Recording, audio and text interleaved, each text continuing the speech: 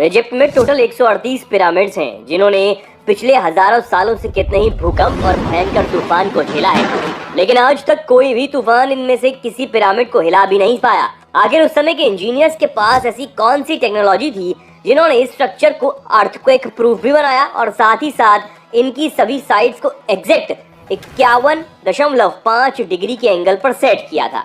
Egypt की जमीन पर बने 4800 फीट ऊंचे इस स्ट्रक्चर में आखिर ऐसा क्या था जिसको देखने के लिए रिसर्चर्स ने एक ऐसा रोबोटिक कैमरा को पिरामिड के अंदर भेज दिया।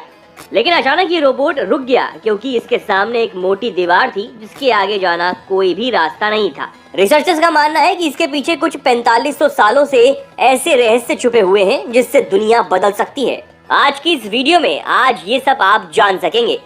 इजिप्ट में बने इस पिरामिड को आपने कई फिल्मों और डॉक्यूमेंट्रीज में देखा होगा। इनमें से सबसे बड़ा और ऊंचा pyramid the great pyramid of Giza है।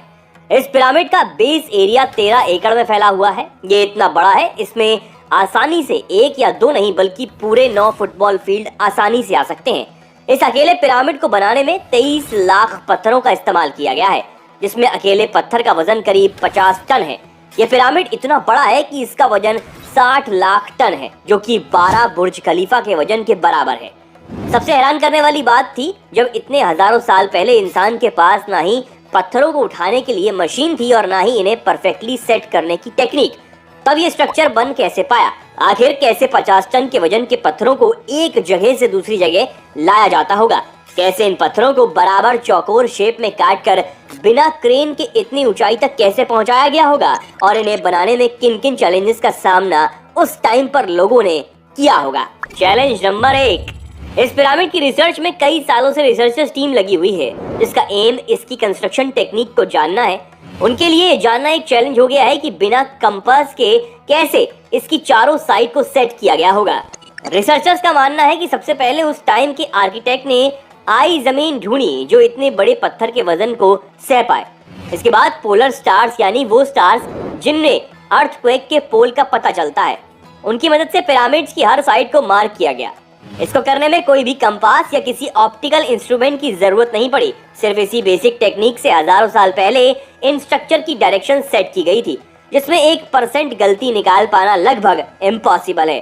Challenge number 2। पिरामिड के कंस्ट्रक्शन में अगला चैलेंज था इस जमीन को बराबर यानी कि समतल करने का। जिस तरह से इस स्ट्रक्चर की बनावट है, अगर वहाँ की जमीन थोड़ी सी ऊबड़ खाबड़ होती तो इसका बन पाना बेहद मुश्किल होता। साथ ही 23 लाख पत्थरों का यह स्ट्रक्चर भी खड़ा नहीं हो पाता। अब सवाल यह है कि उस समय के इंजीनियर्स के पास जमीन को बराबर करने के लिए ना ही लेजर लेवलर था और ना ही बबल लेवलर। लेजर लेवलर का इस्तेमाल जमीन को बराबर करने के लिए खेतों में इस्तेमाल किया जाता है। रिसर्च में सामने आया कि कंस्ट्रक्शन साइट की चारों डायरेक्शन में गड्ढे बनाकर उसमें पानी डाला गया होगा और फिर हर साइड के पानी के लेवल को चेक किया गया। इसके बाद एक साइड के वाटर लेवल से दूसरे लेवल को मैच किया गया होगा और जो हिस्सा मैच नहीं किया होगा उसको हथौड़े और छेनी की मदद से बराबर किया गया होगा। माना यह भी जाता है कि मिस्र के लोगों ने एक ट्रायंगल शेप के टूल का यूज भी किया होगा, जिससे बीच में एक पत्थर लगा हुआ होता है और जो इस टूल के बीच में बनी लाइन पर आ जाता है तो इसका मतलब होता है कि जमीन परफेक्टली लेवल हो गई है। Challenge number 3। अब कंस्ट्रक्शन साइट पर सबसे बड़ा चैलेंज था कि डायरेक्शन सेट हो चुकी थी, सारी मार्किंग भी हो चुकी थी, जमीन का एक लेवल भी एकदम परफेक्ट हो चुका था।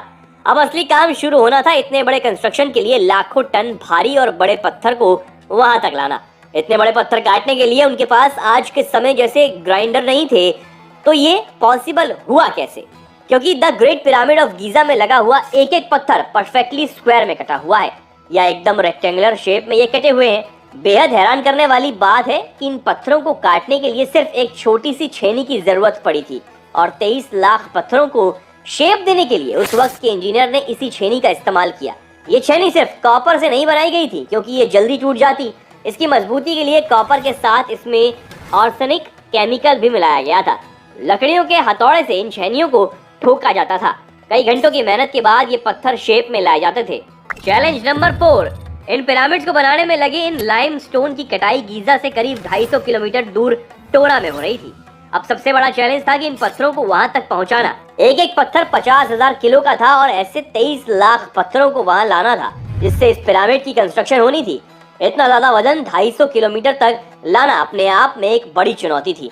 ना ही इन पत्थरों को कोई जानवर लाद सकता था और ना ही तब ऐसे कोई गाड़ियां हुआ करती थी जो कम समय में इतना वजन उठाकर एक जगह से दूसरी जगह जा सकें। आज के टाइम में भी अगर इतना भारी पत्थर कहीं ले जाना पड़े तो काफी समय लग जाएगा, लेकिन उस वक्त में इस सब काम को नाव के जरिए किया गया, क्योंकि गीजा और टोरा के बीच मौजूद नदी का फायदा उठाया गया और बड़ी बड़ी बोट्स में इन पत्थरों को मैन पावर की मदद से पहुंचाया गया। लेकिन बोट्स पर इतने बड़े पत्थरों की लोडिंग और फिर अनलोडिंग करना भी आसान नहीं था। एक एक पत्थर को प्लेस करने में एक साथ 500 मजदूर की ताकत की जरूरत होती थी, जिसके बाद सिर्फ एक पत्थर नाव पर चढ़ाया जा सकता था। Challenge number 5। गीजा के पिरामिड पर रिसर्च कर रही टीम को अपने लगभग हर सवाल का जवाब मिल गया था कि पत्थर कटे कैसे, ट्रांसपोर्ट कैसे हुए और कंस्ट्रक्शन साइट पर एक के ऊपर एक रख भी दिए गए। लेकिन अब भी इसमें सबसे बड़ा सवाल यही था कि आखिर इतने बड़े भारी पत्थर एक के ऊपर एक चढ़ाए कैसे गए होंगे। इसके बारे में अभी भी कोई जवाब नहीं मिल पाया है।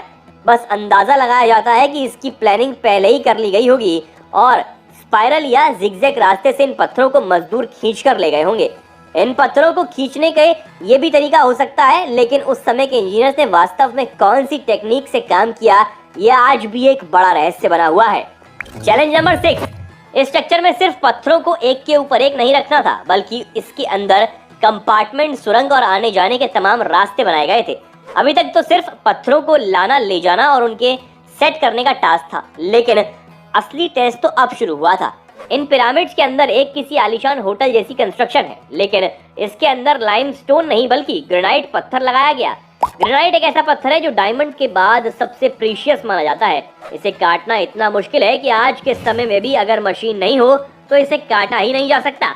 पूरी दुनिया के मशहूर आर्किटेक्ट ने इस पिरामिड का इंस्पेक्शन किया, लेकिन लंबे समय तक ये पता नहीं चल पाया कि 4500 साल पहले इजिप्ट के लोगों ने किस टेक्नोलॉजी की मदद से ग्रेनाइट पत्थर को इतनी सफाई से काटा होगा। लेकिन फिर रिसर्च टीम के हाथ एक ऐसा आरी लगी जिसके दांत ही नहीं थे। इस आरी के दोनों साइड भारी पत्थर टांगकर इसे ग्रेनाइट पर घिसा जाता था और बीच में बजरी को डाल दिया जाता था। इस टेक्निक से एक पत्थर को काटने में 4 महीने का वक्त लग जाता था। जब रिसर्च टीम ने इसके अंदर रोबोटिक कैमरा भेजा तो वो हैरान रह गए। उन्हें पहली बार पता लगा कि इन पिरामिड के अंदर कई हिडन चैम्बर्स हैं, जिनमें से सिर्फ 2 के बारे में अभी तक पता चल पाया है।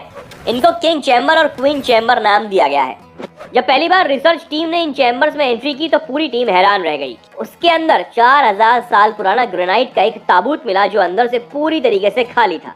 ताबूत देखकर भी टीम इतना हैरान नहीं हुई जितना ये देखकर हुई कि इस कमरे में आने का रास्ता इतना छोटा था जिससे इंसान भी मुश्किल से आ पाता। तो ये ताबूत कैसे आया, जिसमें बाद में पता लगा कि पहले ही किंग चैम्बर को बना दिया गया होगा, जिससे इस ताबूत को भी बनाया गया होगा और बाद में दीवारों का काम शुरू किया गया होगा। कई सवालों के जवाब अभी भी नहीं मिले हैं। अभी भी the great pyramid of Giza के अंदर छुपे हुए हजारों रहस्यों से पर्दा उठाना बाकी है।